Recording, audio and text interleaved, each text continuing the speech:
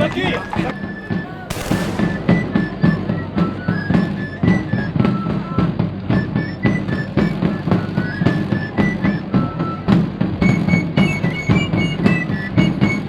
voilà aujourd'hui sur cette place là, pour inaugurer la fête de la chasse.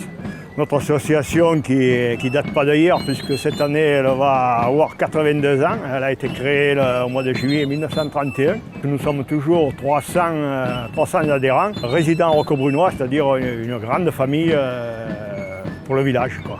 Dans ce village, la chasse a toujours été importante parce que c'était un village rural et la seule distraction à l'époque, la distraction la plus simple, c'était la chasse.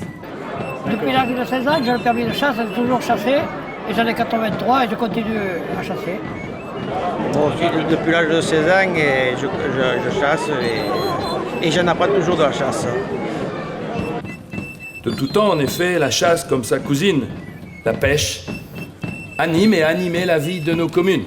Je crois que les chasseurs, et je le dis souvent, sont eux, les vrais, les amoureux de la nature. La chasse n'est plus cependant essentiellement pratiquée aujourd'hui à Roquebrune pour se nourrir, comme c'était le cas au début du siècle. C'est d'abord vécu comme un passe-temps agréable, comme un loisir sportif, où les fameux cabanons, présents aux quatre coins de notre commune, trouvent toute leur place et là où se déroulent des ouvertures mémorables. Tout chiot, 2 mois et demi, 4 mois, on leur apprend à travailler en visuel sur le lapin et après à l'odeur. Alors là c'est un peu découvert mais ça permet aux chiens de se motiver.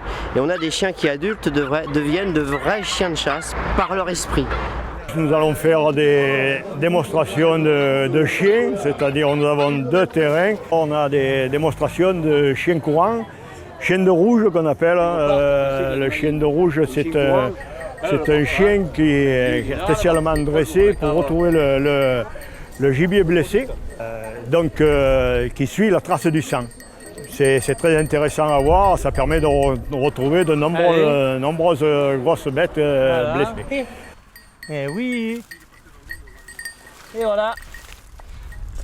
Dans le village, on aura une démonstration, la participation de la vénerie, c'est-à-dire une démonstration de conduite de meute de chiens avec les cavaliers, les sonneurs de corps, bien entendu.